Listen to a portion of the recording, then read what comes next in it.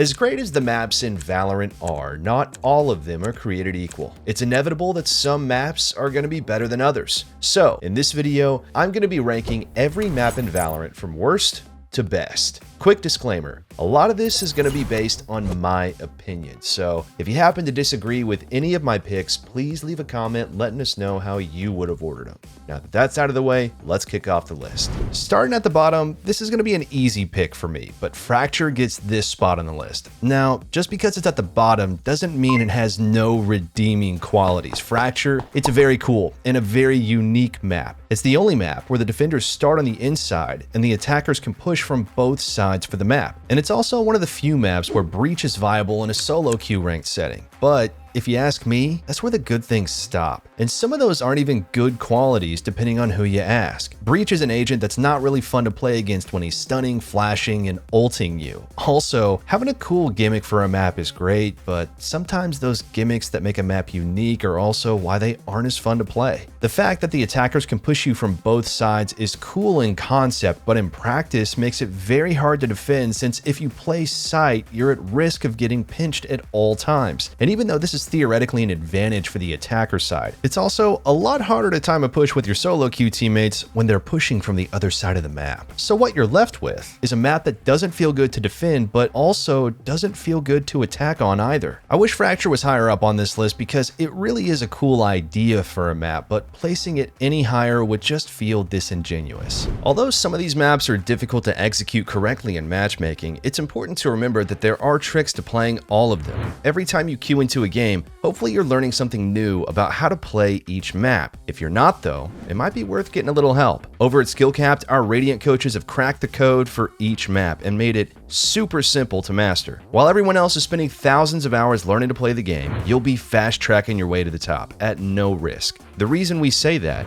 is because we're the only service that literally guarantees you'll rank up or you don't pay. That's how confident we are in our coaches.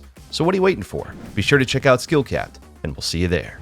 Moving on. The next map on the list is another new inclusion to Valorant, and that's the map Pearl. Pearl's just kind of down here because it's the newest, and it's almost tradition to hate on the new maps. And I'm sure once the player base gets comfortable with this map, the general opinion on the map is going to change. Whether that's for the better or for the worse, only time will tell. But right now, I think that Pearl is a very cool map. The underwater design, it's very unique, and the map feels the most Valorant out of the last few maps we've gotten. I do have a couple of gripes with the map though, like how the B side is just really awkward to take, and the fact that the rotation times can feel extremely long. Overall, the map's still very new, so I don't have much to say, but as time passes, I'm sure I'll develop a stronger opinion on it. The third map on today's list is Breeze. Breeze is one of, if not the most polarizing map in Valorant. I see a ton of players talking about how much they hate the map, but I also see quite a few people talking about how they actually really enjoy playing on it. Personally, I fall into the latter group. However, although I'm a fan of the map, I can definitely see why so many people don't, and is why it has a lower spot on this list. The map can feel really repetitive, especially on attack, where side executes can be so strong that there's almost no reason to default. This map also has really long rotation times, which can make rounds feel really long, with long portions of time just spent rotating from one side to another. This is also a map with a ton of must picks that you can't really afford not to play, which makes it not ideal for solo queue. Agents like Chamber, Viper, and Sova need to be on pretty much every team, which can make the gameplay on Breeze feel really stale. And loading into a solo queue game where nobody wants to play those agents can make the game feel really frustrating. Even with all those flaws, I still think that many people will agree that it's still a better map than Fracture, especially after the rework it got a while back, which made defending on both sites much easier, narrowing the choke point on A and adding more cover for defenders to play around on B. Overall, not the worst map, but still only earns itself the 6th spot on the list. We've now reached our top 5, and starting off with the 5th place map, we have Split. Now, although Split was recently removed from competitive queue, it was still a really solid map while it was here. Split had a ton of things going for it, including a very wide agent pool, and was very well balanced when it came to the attacker versus defender side, in my opinion. Honestly, Split was one of the better maps, and I'm a little disappointed that it was removed, but even the best maps have their flaws, and Split, it's no exception. First of all, mid control was a very important part of the map, and whichever team could take control of mid had a huge advantage. This made rounds feel very stale though, since it would usually start with some sort of play in mid, and if it didn't, then your team was probably losing. Split's also a map that has more cheese angles than pretty much any other map. This is probably the map where I was cheesed the most by a judge or a shorty, and this isn't something I think makes the map bad, since I'm sure it was super fun for the judge players that killed me, but was definitely something that I found frustrating when playing this map. Despite those things, Split is still a great map and earns a 5th place on the list. Coming in at the number 4 spot, we've got Bind. This map's very unique, being the only map with teleporters. The teleporters add a really cool dynamic to the map that makes rotations extremely fast and also add a ton of potential for mind games. There's multiple agents that can take advantage of the teleporters to fake out enemies like Yoru, Omen, and Chamber. Especially in Yoru's case, this allows certain agents to be viable that otherwise wouldn't be. On top of that, completely opposite to a map like Split that revolves around mid control, Bind doesn't even have a mid to take control of in the first place. Of course, there's still a ton of things that make this map far from perfect. Now, I'm personally not a fan of it because it can feel very swingy. Attacking on this map can be very difficult at times, and in solo queue, I noticed that players don't really understand how to defend on Bind, especially the B side. This map, more than most, requires you to be proactive and fight for space, whether that's in B long, hookah, lamps, or showers. Losing control of some of these key areas can make retaking feel nearly impossible. Bind has some of, if not the hardest sites in the game to retake. This weird imbalance of it being simultaneously hard to attack while also being extremely hard to retake on it can make playing the map feel very frustrating. It's still a pretty solid map, but because of that, only earns itself the number 4 spot on this list. Heading into the top 3, we have the map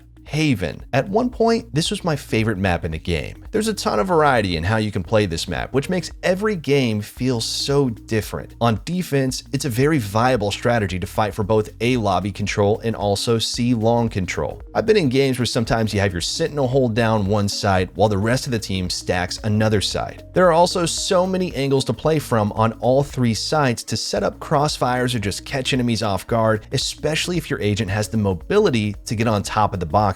This is also a map where your team can fast execute every single round on offense or default every round and find success with both strategies. This ability for the map to allow for such variance in playstyles is an amazing quality to have. But even though this map is as great as it is, it still has some issues. The biggest one in my opinion is the 3 sites. With so many potential choke points for enemies to push from thanks to the 3 sites, it really thins out the defense, making this map really attacker-sided. Especially if you don't have a sentinel. It can feel really hard to defend on this map. I've had games where we lost the defense 10-2 and then came back and brought the game into overtime because attacking is just so much easier than defending on this map. Now, I might be exaggerating just a little bit, but this is still enough to knock Haven down a few spots. But 3rd place is still a good spot to be in. I'll admit, I'm a little bit biased when it comes towards the next map, but coming in at the number 2 spot for best maps in Valorant is Icebox. I know there are a ton of players out there that don't enjoy this map, but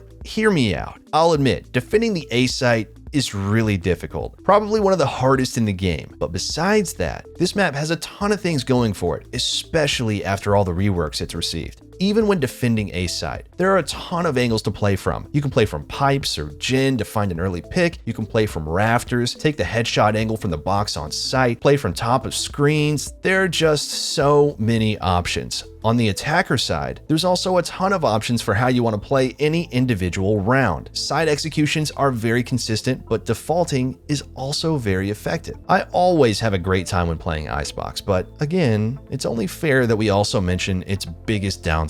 The one that stands out to me is that the agent pool on the map isn't very large. There are only like 6 or 7 viable agents on Icebox. This means that there isn't really a ton of diversity on this map when it comes to agent selection. So if you don't like playing one of those agents, then I can definitely see why you wouldn't enjoy it. Regardless, it still earns the number 2 spot of me, and with that, we only have one more map left to talk about. Taking the number 1 spot on this list is, of course, Ascent, a map that I would describe as the golden standard. This map has everything you would want in a map. So many viable playstyles on both the attacker and defender sides, so many viable agents, tons of angles to play from. You'll rarely see the exact same comp every time you play on Ascent. And just like A-Site on Icebox, this is a map with tons of options for the defender side. Some rounds you'll be fighting for mid, other rounds you'll be playing a retake with Sova or Killjoy. There's also so many great intuitive ways to combo agent utility on this map. Omen Blind, for example, is great for taking space early in both A main and B main, especially when combined with a Raze or Jet moving into follow-up. The Fade Sova combo is also one of my favorite, where you combine a Sova Shock Dart with Fade C's to confirm easy kills. Ascent is a great map and earns the #1 spot on this list for the best maps in Valorant. And that's all for this video.